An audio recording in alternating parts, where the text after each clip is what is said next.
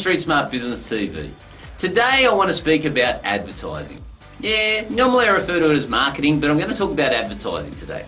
And why am I doing that? Well, because generally there's two camps when it comes to advertising. You've got one camp that believes in image advertising, and you've got another camp that believes in emotional direct response. Now, I've lived in both worlds. For those of you that don't know, I had a very large air conditioning company in New South Wales. Probably used to spend around about $700,000 or $800,000 a year, and a lot of that was on branding marketing rather than direct response. And until I saw the light, I thought I was doing pretty well. It was great for my ego. I was sponsoring Rosehill Race Course, you know, all these sorts of things, seeing my name up there. But I've got to ask you the question, just seeing my name up there in lights, does that get me more money?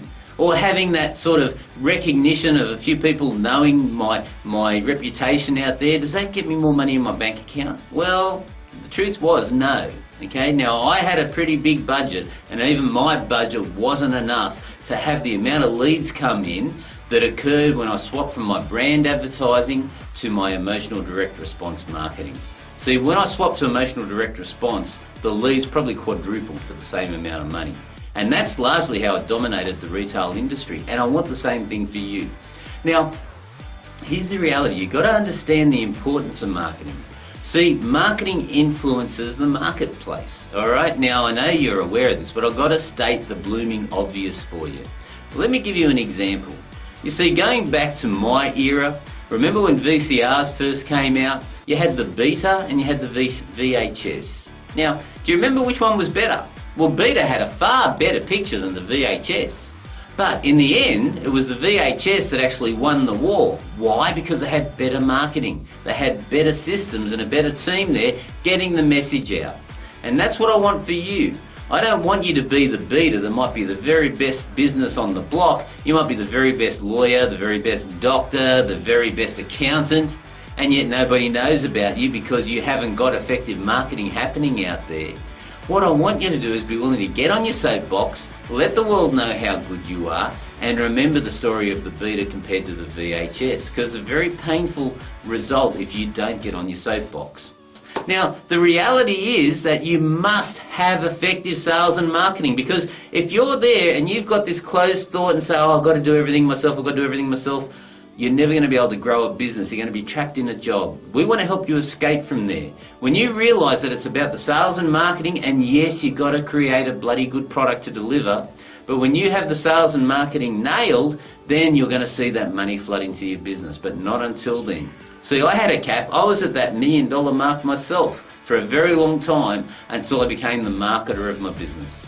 So guys, just remember, don't be a Beta, make sure you're a VHS, get your message out there and use emotional direct response marketing.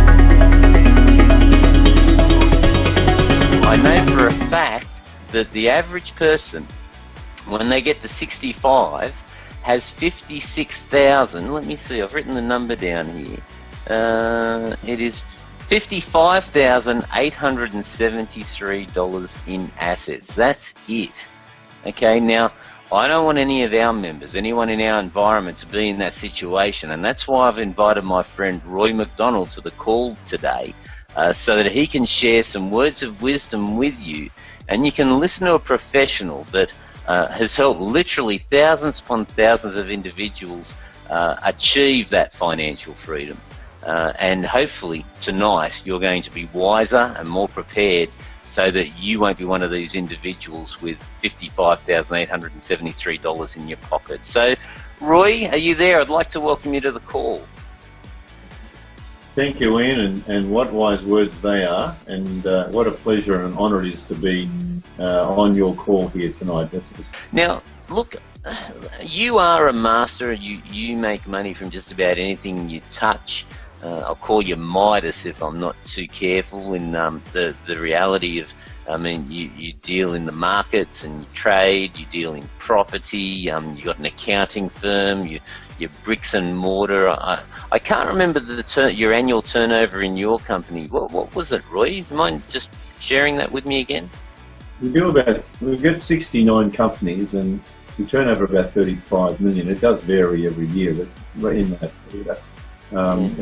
It's still a small business, so it keeps us off the streets and keeps us busy. and we love it, and we love being a product of the product for our clients to see. Yeah.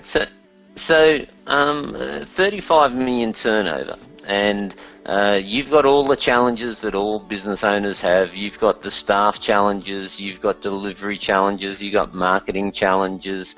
You walk in our moccasins, and so you're not some academic that's sprouting words you read from a book. You, like us, are street smart, and that's why you're on this call.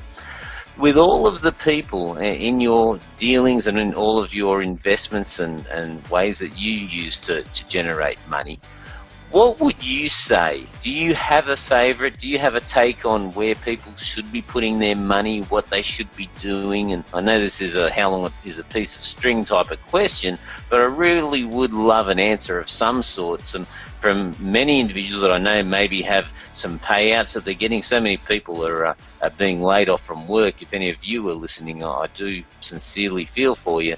Every time I turn around, there's a major factory closing, and I've always had the opinion that the best security is you working for yourself in your own business. But Roy, I'd love your take on it. Should someone be a trader? Should someone be in commercial property? Should they buy their own home? I mean, all of these things.